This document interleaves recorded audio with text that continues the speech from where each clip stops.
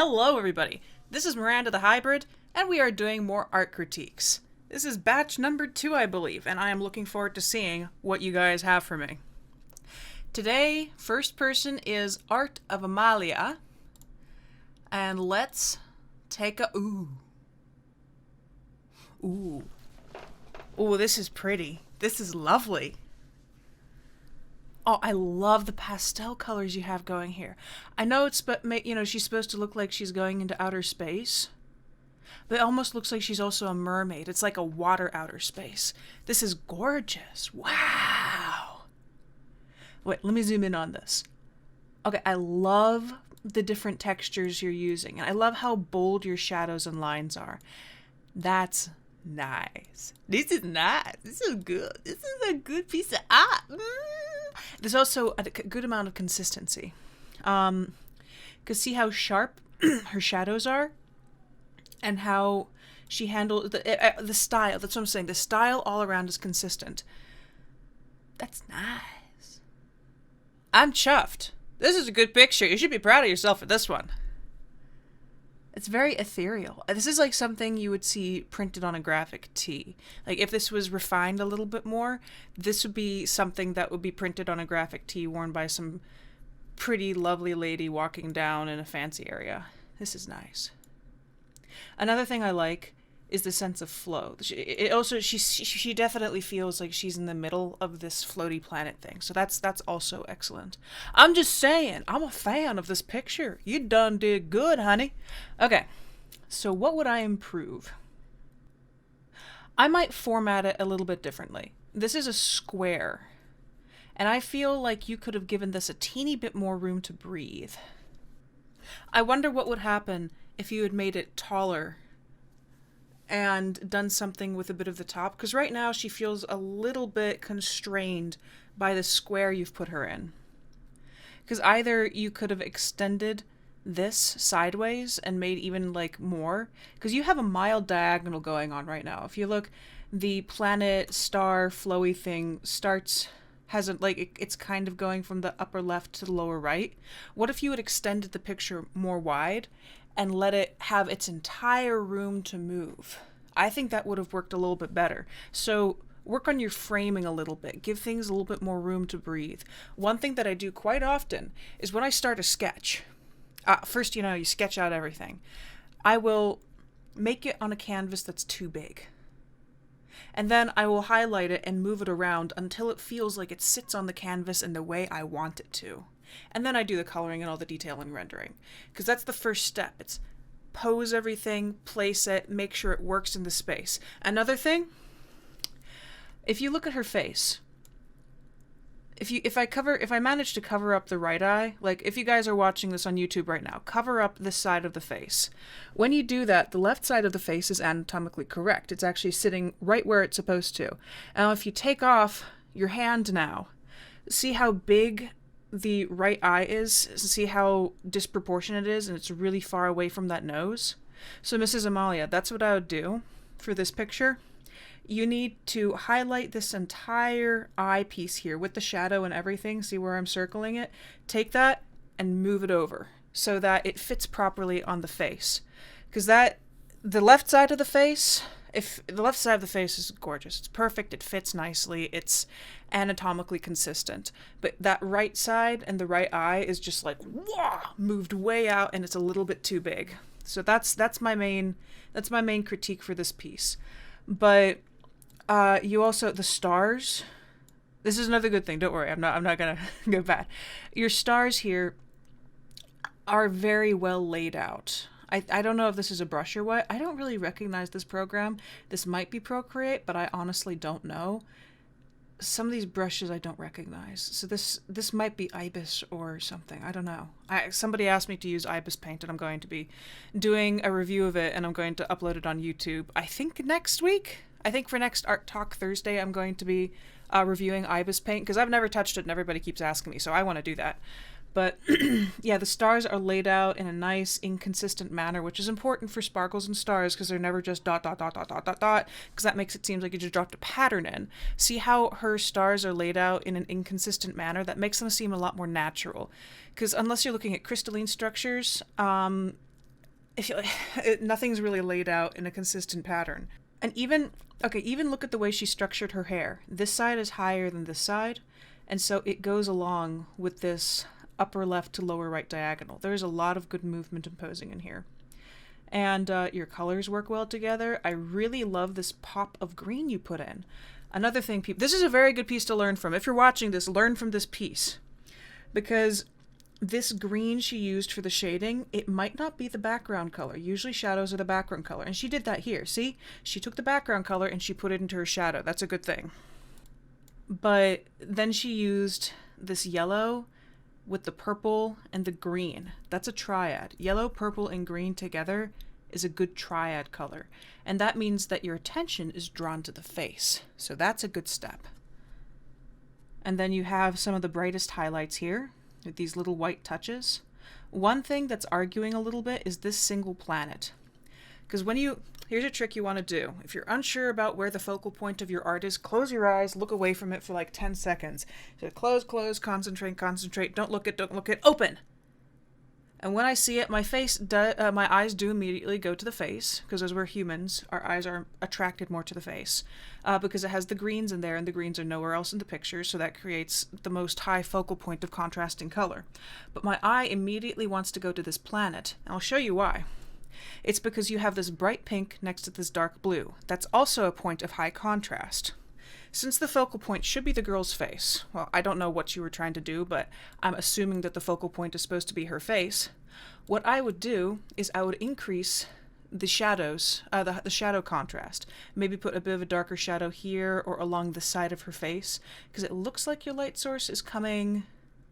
It looks like your light source is coming this way because of this shadow under her chin, but then the light source on these planets is coming from that way, and then you have something bright all the way up above here. So maybe try to work out the consistency of your light source a little bit here.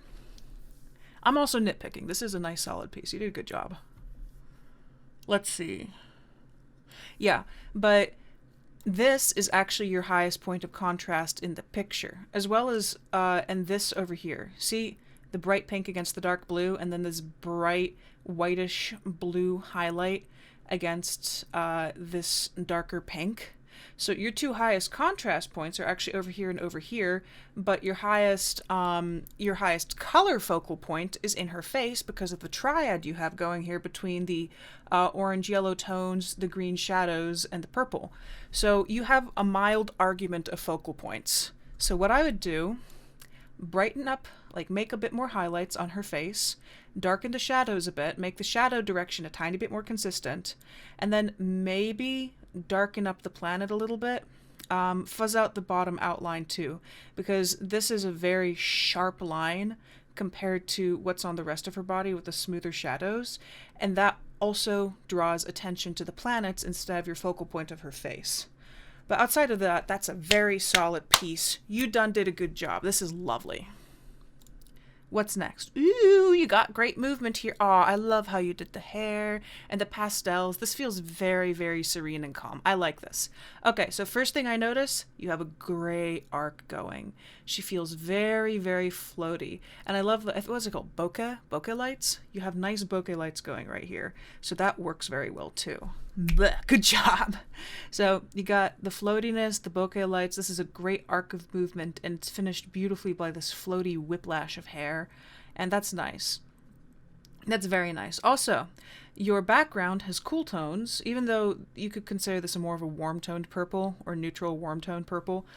Your background is generally a cool color, and then you have the pink skin tone, Caucasian white, white skin tone color that brings her visually forward along with the highest points of contrast. This is what I was talking about in the previous picture. She is the focus of the picture, not only because the background is a kind of, floaty, bubbly, it doesn't have really any visual interest outside of being an accent to what she is, but because you have the dark outlines. Now, if you look at my webtoon, I do this exact thing. My backgrounds basically have no outlines outside of like in the trees on occasion. And then my characters, the things that you're supposed to be paying attention to, have outlines. And that means that your characters stand forward and become the focal point of your picture. You've done exactly that. Good job. This works well. I also really appreciate that your outlines are beautiful, dark blue, which complements the background. If you had made the outlines black, I do not think it would work. This dark blue works very well. So my main critique is work on your anatomy a bit. Her leg here, it looks like this part is okay. Her body arc is generally okay. Her arm is okay. Her face, it's very designerly. This looks like, you know, a design piece of work. But this leg over here, just follow my cursor. It comes down and then it looks like the knee should be here, but then it bumps up again. So you just need to straighten out that and make sure there's not this bump here, because it looks like somebody broke her leg. And then the start of this other leg, I would put it up higher, the leg in the background, because you see her hip bone starts right about here where my mouse is hovering, but the hip bone over here looks like it starts over down there by the angle her leg is coming out. So I would pull this entire leg up a little bit so you have consistent hip bones.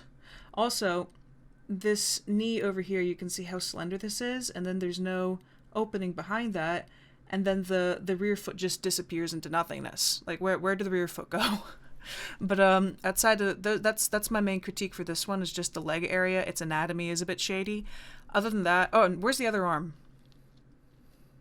I might take the other arm and just kind of make it reach up and kind of go like that. Just so you can see where it went. I understand that she's in a latent position with her arms just kind of floating, but you know that. Here's a big thing. You know what's happening to your character in a certain scene. You know where their limbs are. Your viewer does not know, because they're seeing it for the first time and they don't know what's going on in your head. So you need to make your image readable. So what you want to do is you want to open up your figure a little bit. This is very much an animator thing. You want to take the figure and you want to open it up, increase the kind of open space along the edges. I will eventually do an art tutorial on this because this is very important for readability of figure. But you want to open the elbows up a bit, open the legs up a little bit so people can tell what position her body is in, because they cannot read your mind. This is just called readability of silhouette. Here's what I want you to do next time you do a figure that's floaty like this. Completely black out the figure. And then ask other people if they can tell, like take it to your sister, your brother, your mom, I don't know. Take it to them and say, can you tell what this person's doing? And if they can't, then you need to open up the figure a bit and create some holes like below the knee, like right over here. Like if you raised this leg a little bit and made a hole between the top of that leg and the bottom of that leg, then that would be way more readable for somebody looking at it the first time. You need to increase the readability of the figure. But other than that, this is a nice piece. I would keep the pastel colors. You didn't do that much shading, but your character stands out because it has the dark outlines. So that works well. I know this is a different style of picture, so I can't really just say, make it more realistic, because I know that's not what you're going for. But this is a nice one. You have a good batch of photos here. These are two really, really nice pictures. Good job.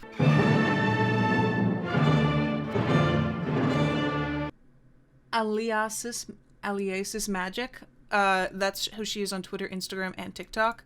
Her art Instagram is because sea cucumbers. She says, hey there, I think this is awesome that you're doing this. Okay, thanks for considering me for your YouTube series. It's not even considering. If you guys send me art, I will judge you. It's not, I'm gonna pick and choose. It's literally, if you send me a picture and if you drew it, if I find you like pulling up Aaron Blaze's stuff, I'm gonna... But, yeah, if you send me your art, I will look at it. So let's look at your art. Ooh, we have a full-on image going here. I really like the daring in this one. This is a big picture. It has a lot of complexity. I like this. This is a good idea. Also, I really like that you used background photo instead of trying to draw it all by yourself. Lots of people do this. And some people are like, ooh, it's cheating. You're using a photo. And I'm like, it's just a freaking collage, man. Don't get so freaked out. Jeez. It's a different kind of art, but it's still art. Yeah. So what I like is that you're able to tone down everything in the background, and then I like the highlights you put against the trees. I don't know if that was originally part of the photo. Actually, it was. It looks like it because I can see the grass. But it actually lends itself because you echoed that warmth over here along with the warm highlight. So that actually works nicely. It's like a dark midnight moon that happens to be yellow. And then the tiny little mushrooms, you toned everything down so it works. Your anatomy and your poses are generally good. Like, I don't have too much to say. The hair on this lady is beautiful. Or I don't know what their gender is. The hair on this person is awesome. This looks good. That's some fancy frickin' hair. That's awesome. I want that hair. I want my hair back. But no, that works well. You have a myriad of colors going. One weird thing is that the girl all the way on the, or the person all the way on the right is very warm toned, and then these two are more cool toned. So this person definitely pops out, and she is the visual, or they're the visual focal point. You'd think that this is the visual focal point because the brightest colors, but my eyes immediately jump over to this person just because of the significant warm tone compared to everything else on the picture. It's also because you kind of used a cooler gray. It appears like there's a kind of cooler gray to tone everything on the picture, but then on here there is the warmer tone, and so that just maybe balance out your colors because your focal point is right over here right now. Like if you do your close the eyes things, pop them, yeah, your eye is drawn towards this area of the picture more than this area. Let's see what else. This guy down here is almost completely invisible. This is probably my biggest critique. Be adventurous. You need to be adventurous when it comes to contrast. You have very muted tones. All of these colors, if you put this in a nice bright setting, these colors would be very brilliant, you know? But right now they're extremely muted considering the background. What you need is a secondary light source, also called a rim light. I will attach here. Down below, one of the first links you're going to see is a link to rim lighting. Rim lighting is very important in a situation like this, a very dark situation. It'll help your characters pop out. Because right now, everything's kind of blending together. The only bright points you have are right over here, and then everything, aside from the mushrooms because they're white, is kind of molding together. It's just kind of blurry color-wise and saturation-wise, so you're not getting very good visual clarity. What you need to do is you need a secondary tone, and since there's this highlight running against the trees, you immediately have a secondary tone already to work with, a secondary light source. Your main light source I see is right here. But what I would do, and I can already tell you can do it because you've done it right over here, you've put rim lighting along the edges because of this light source, these little fiery things. You need to make a secondary light source to make sure that your characters stand out from the background more. So you already know that there's something coming this way. I don't know what this big blobby shadow is, I might get rid of that. But you need to put a highlight along the edge of this person's tail, along their pants, the top of the sword, the hair, this side right over here, maybe some of the hip, and then a tiny bit along her cloak, along her hair, her horn, along this person's horns. Maybe not so much on this person since they're already so bright actually. So don't worry too much about that character, but definitely this character. A blue light would lend itself extremely well. If you can edit the tones in the background to be a light, more of a light blue, that would also help you a lot, because this is generally all very kind of cool tone, very cool tones in here outside of the shading being a bit warmer, and then you have all of these warm tones in the background. During the nighttime, things are typically cool toned. If you can take your entire background layer and shift it over to a cool tone, then your characters will pop forth way more and it'll work a lot better. And then that means that since it's a cool toned light source, like maybe a bluish kind of moon color, then you can do that blue highlight along the edges here and make them stand out a lot more from their background. And you really need to help this guy down here because he's basically invisible. I would put that same blue rim light going along the edges, like on his hat, and over here maybe a little bit on the leg, but not too much because his arm is shading it. And then put a lot more of a highlight from this fire source along here, because I can see where I did it a teeny bit. Be adventurous. Push your lighting. Really push it. Your focal point happens from the highest contrast. That's where it's going to happen. So you already have a very high point of contrast in here. Make your background blue, so those, because if you have warm tones, which these are all warm tones right now, if you have warm tones and then cool tones, the warm tones pull forward. So make your background cool toned so that your warm tones pull forward, and that means if a warm tone, and then increase your contrast more. Make these highlights brighter. I know you want it to seem like it's during the nighttime, you can still do that. You just need to darken your darks a little bit and brighten your brights. Don't be afraid. Experiment. If you want, duplicate this picture and do your experimenting in a different document so you don't ruin the original. But I think you will improve. I can see you have the talent for it. These are good drawings. Okay, do the next one. Ooh, I like that. That's pretty. I'll be honest, there's not much I can critique about this because it's a pretty straightforward study. It's anatomically correct. I can tell what everything is. Those be mushrooms. That looks like a pomegranate or an onion. Maybe a pomegranate because of the way this is folding out. And that do be a skull of a deer. And I like the swirly font at the bottom. That's cute. And I actually really like the fact that this is on a kind of ripped, rough piece of paper. You done good. So what I would do, maybe work on your shading technique a little bit. It's good that you put this on a dark tone paper. If you're going to do, listen everybody, if you are going to do a study and you want to have a cheat of sorts for lighting, do it on medium tone paper, because then you can use like a white pen or a white pencil and it'll make your brights and highlights pop so much more from the background because your background's already gray. It works so nicely. Oh wait, my friend. Okay. Sorry for that interruption. A package arrived. I'm so happy I finally have this again. All my Unis Honest stuff was super late, but oh my god, it's good to have it back. Okay, let's continue your critique.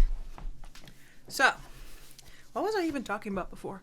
Oh, this matches. It matches. Oh my god, the black. Oh, it looks so good together. Unis Honest, Unis Honest. Sorry. The one thing that pops out to me is that the light source seems consistent, but in a bad way. This is a very nice study. I know exactly what all your things are, and you did it with the correct techniques when it comes to, you know, shading and then using a white kind of material as a lighting source. So that's all good and happy. You did that very well. But I would, if it makes any sense, there's too much white. When you're doing a study, you want to draw attention to a specific point. Like, what is it? Who is messaging me? Amanda, this is not the time! Okay, but like all the different sources of white on here, from where I can see, your light source is coming kind of from the area of my my screen recording is right here when it comes to this particular horn, and that's kind of consistent over here too, on the base of the horn coming upwards. But then on this horn, there's a light source coming this way against this edge. And then over here, there's a light source somehow making it under the curve of this part of the skull and to the teeth. And then also one coming from straight up on top and one coming from this way to light the mushroom. See what I mean? There's too much white. Or if you wanted this amount of white, it's coming from too many inconsistent light sources. So that kind of cancels out the effect of the white itself. There's just too much of it and it's in too many different directions. Like even down here, like where would the light be hitting if there's a light source from over here and from here? I understand if you have two different light sources, but then to accentuate that, you would want to add more shadow in between. So when you're drawing, here's what I suggest. I know you're probably looking at something as a reference, but even on your drawing itself, put like a little, like sketch in ever so lightly a tiny little light bulb and the direction the light is pointing, like right over here, and then do it again right over here. If you look at my rendering videos, my rendering tutorials for like lighting, you'll see me do this. I tell people, put a little light bulb so you know where your light source is coming from. And it might help you with this, because I know looking at an existing still life, you obviously know kind of where your light sources are coming from, but you need to understand it too. This is kind of one of those old fancy Renaissance masters things to do. But frankly, the Renaissance masters are the Renaissance masters for a reason. They knew their shit. So this might be tedious, but try understanding exactly what you're drawing while you draw it. It's kind of like why you need to know your anatomy instead of tracing a figure all the time. You need to understand what you're drawing, and you need to understand your light sources, the depth of shadow, why shadow is cast in a particular way if you're going to get better. But the composition itself, one thing I do notice, it looks nice. Like the way you have the weights and the angles balanced out here. Like this soft curve of the horn over here balances out well with the soft curve. This is called cadence of curve, by the way. You have one curve coming this way and one curve coming this way. That means that, well, let's see it more like this. See, this is the curve of your horn. This is the curve of your pomegranate. See how the curves are meeting and going in the middle, kind of fitting into each other like that? That's actually very useful for when you draw bodies too. You have your own little cadence of curve going here and here, even with the mushroom aiming up this way. Good job on that. I don't think it was intentional, but you did a good job, and aim to do stuff like that next time. So, good piece. What's your third one? Ah, yes, the portrait. This reminds me of something almost like early Picasso-esque, or oh god, I took all these art history lessons in art college and now I'm forgetting all the different art movements. Oh man. Professor Freeman, or Professor Goodman would be really disappointed in me right now. Okay. So what pops out to me immediately? Your eyes are drawn to these eyes. These eyes are like, mwah, into your soul. That's because they have the highest point of contrast. And I've said this over and over again, focal... Is this on cardboard? Did you draw this on cardboard? Why did you draw something as beautiful as this on a piece of cardboard? Why would you do that? I'm confusion. No wonder you weren't able to get good rendering done in this one. It's on cardboard.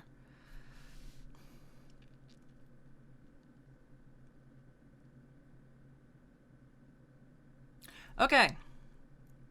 Considering you are working on cardboard, this is really nice. I do not recommend working on cardboard, especially if you're doing something beautiful. Cardboard doesn't... It has a different chemical compound, different chemical properties and different surface to hold things in a different way. It's not going to... It's not good at keeping surfaces. I feel bad because this is a lovely picture. Have you sprayed fixative on it? I'd do that because cardboard usually is not used for high-end charcoal pieces. It's a very beautiful picture, don't get me wrong. I love the flow of the hair. It looks almost smoky. The detail in the eyes is beautiful. You have good details. The eyes seem glossy and glassy. And oh my god, look at all the detail being put into the iris here, the tiny little fibers of iris muscle. That's lovely. And you have your eyelashes going in the correct direction. Good job. Sometimes even I don't do that when I'm doing quick eyelashes. And I love how structural the nose looks. You really defined your planes here. That's great. And the lips look good. Like, this is a nice picture. You should be proud of this. But I wouldn't have done it on cardboard. It's just like one of those things where you have a class project and they're like, you must do this, but on cardboard. And you're like, what the fuck? Why are we doing it on cardboard? And the teacher's like, because I told you so, and that's what you're supposed to do for the project. And you end up making a gorgeous piece on a piece of cardboard that's not going to last unless you, like, flush it with fixatives. Okay. I'm sorry I'm going on a rant about that. I'm just like, I've never drawn on cardboard. None of my art classes have ever asked me to draw on cardboard. Cardboard! Okay, for this piece on its own, this is lovely. The bridge of the nose is going straight up, even though the angle of your face is on a diagonal. So if this curved, like if you look at my face compared to this face right now. See how the bridge of my nose curves to meet my eyebrow? You don't have that curve going right over here. It's going straight up. Like, this side is fine, it's meeting its eyebrow, but this side of the nose is going kind of straight up, and it's disjointed from this eyebrow right here. That's one thing that's kind of popped out to me a bit. The other thing is, your focal points do seem to be the eyes, so this works just fine. But next time, this really just might be because of the materials you're working with. Like, see how dark this is down here? And see you have these really nice bright whites? I would have tried working in these whites in more areas. Like, I can see there's an ever so slight dusting of white over here, and then you tried to get the white to be stronger on the nose. But considering how sharp and bright these reflections are, okay, like if you look at my face right now on my camera, look at it! You can see that the reflection in my eyes is pretty bright, but look at it compared to how bright my skin is too. Well, no, the colors are constantly changing because I have my LEDs on cycle back there. But the bright whites of my eyes compared to the reflectivity, yeah, I would have made the whites of your eyes white instead of leaving them generally the same tone. And then I would have worked in a little bit of this brightness more and rendered more shadow and lighting. It can be a little bit scary sometimes. If you want, you can do this on a smaller scale first and do it on darker, like colored paper, so you can get a hang for it. I mean, this generally looks very nice. I'm being pretty nitpicky. Okay, let me walk back. My biggest nitpick is the fact that this isn't curving to meet the eyebrow, because anatomically that's how your nose works. It goes in and it comes out to meet your eyebrows, and in this situation it's just continuing to go straight up. That's my biggest nitpick. Other than that, this is lovely. The next thing I would have done is just being a bit bolder with your whites and make the whites of the eyes a bit brighter, considering how bright your highlights are. Because this is a direct focal point to the point that everything else doesn't feel quite rendered enough compared to how nice and bright and dark the eyes are. But yeah, you have gorgeous detail going on. It does feel 3D. This does feel like a 3D face. The hair is rendered beautifully. I like the dark down here. This is nice. No, this is a good picture. You did a good job on all of these. I especially like this one. This is a nice bold piece, and you just need to adjust your colors a little bit and it will pop so much more. Nice job. Okay, so to both of you, this is very bright. Let me lower this. Oh, now it's super green. Okay, so to both of you, you guys did a great job. I'm proud of you. If you want, you can apply those, adjustments that I was talking about and send it back to me, and I can look at it and say, wow, this is excellent, because I know you're going to succeed. So, as per usual, if you guys would also like to participate in these art critiques and you'd like me to help give you some constructive criticism, this is my email. Wah wah! And you just send it on over with critique in the subject line, and I will eventually get to you. A lot of people are on the wait list right now because I have about 25 to go through, and I'm trying to make 2 of these a week. So if we move through 4 a week, then you're on a five-person wait list, like that kind of thing. But generally, everybody's doing really well. I'm proud of you. I want to help you improve. I love you guys. As per usual, I love you guys. I might have to start cutting down on the time it takes me to do these critiques because I really want to dive in. You guys are doing so well. It's so cool to see. But at the same time, you're starting to realize that I'm trying to help you, and all of you are swarming me. But again, you guys did a great job. I will see you on next critique week. Critique week? I don't know what to call these yet. I'm just popping them out at random times and things. But yeah, you guys have done a great job. I'm very proud of you. And I will see you in the next video. If you want to keep up with my channel, please subscribe. It helps me. And talk to other art friends, show them I do tutorials. We have Tutorial Tuesday, we have Art Talk Thursday, and we have Art Block Friday. And then I randomly spew out gaming videos and life blog videos throughout the rest of the week. So that's generally the schedule. If you want 3 art videos a week, I'm your person. So, drink your water, get your sleep, believe in yourself, chase your dreams. And I'll see you again soon. Bye-bye.